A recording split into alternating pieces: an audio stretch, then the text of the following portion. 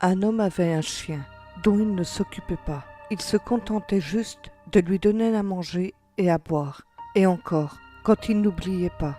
À part ça, aucun soin, pas de visite chez le vétérinaire, rien. Pire encore, il le battait régulièrement. Un jour, son maître dut descendre au sous-sol pour récupérer quelque chose. Le chien le suivit, sans faire aucun bruit. Le gars se retourne et voit le chien le regarder. Il prend alors une barre de fer pour le frapper, mais le chien lui saute dessus.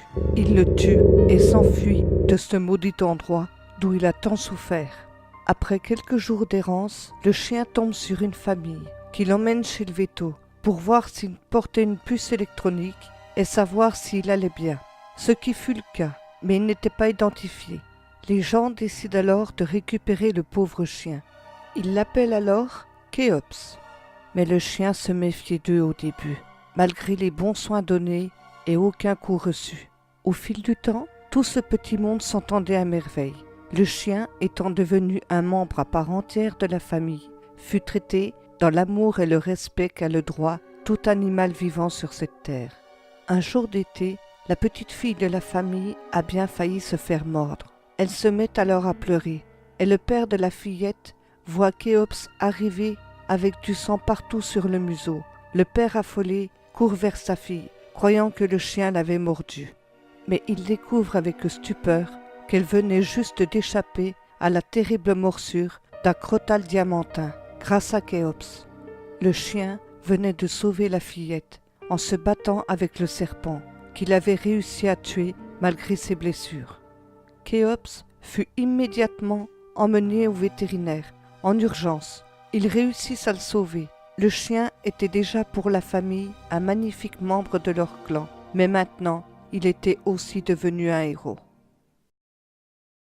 Je n'étais alors qu'une enfant. Un soir d'hiver, je rentrais de l'école, en passant par le bois par lequel je rentrais chez moi tous les jours. Mais ce soir-là, j'ai vu un homme en train de tuer une femme. J'ai voulu crier, mais aucun son ne sortait de ma bouche. J'étais complètement paralysée par la peur. Je ne pouvais absolument pas bouger, tellement la terreur m'avait envahi. L'homme portait un masque sur son visage. Il s'approche alors de moi en me souriant et me dit « N'aie pas peur, petite, je ne te ferai rien. Mais si un jour quelqu'un te fait du mal ou te blesse, fais la même chose que moi. N'hésite pas à tuer. Non seulement ça te donnera du plaisir, mais en plus tu seras libéré de cette mauvaise personne. Je te laisse en vie, tu n'as pas vu mon visage. Et en plus, si tu fais ce que je te dis, tu vas perpétuer mon art. Je ne veux pas que tu deviennes une pâle copie de moi-même, ou encore un imitateur. Non, je veux que tu sois moi, et tu le deviendras, je le sais. Alors amuse-toi bien à tuer, tu connaîtras ce qui est le réel plaisir. » Puis l'homme s'en alla, comme si de rien n'était. J'ai grandi, et j'ai maintenant 12 ans. Je suis une fille assez débrouillarde pour mon âge. Un jour, ma soi-disant meilleure amie m'a volé mon petit copain de l'époque. Je suis devenue enragée par la blessure qu'elle m'avait infligée.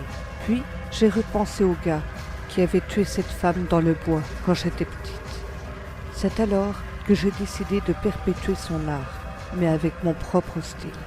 La fille, qui voulut à tout prix que je lui pardonne, m'appelle au téléphone en me demandant si elle pouvait venir chez moi pour discuter. Je lui donne plutôt rendez-vous dans ce même bois où le tueur au sourire m'avait dit de tuer quelques années auparavant.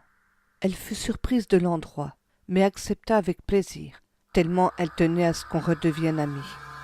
Je prends une hache dans mon garage et je me mis en route pour arriver avant elle. Une fois sur place, je fume une cigarette et d'un seul coup, la voilà qui se pointe avec la gueule enfarinée comme si rien ne s'était passé. Elle n'a même pas eu le temps de me dire bonjour que j'ai pris la hache et je lui ai coupé la tête, comme ça, net, d'un seul coup puissant. Le type avait raison en disant que tuer donnait beaucoup de plaisir. Je me retourne et par le plus grand des hasards, il était là, devant moi. Il m'a félicité pour ma prestation impeccable et irréprochable pour une première fois. Puis il m'a aidé à planquer le corps. Depuis, nous sommes devenus amis et c'est maintenant ensemble que nous tuons et sourions et toujours avec le même plaisir, indécent, mais tellement satisfaisant.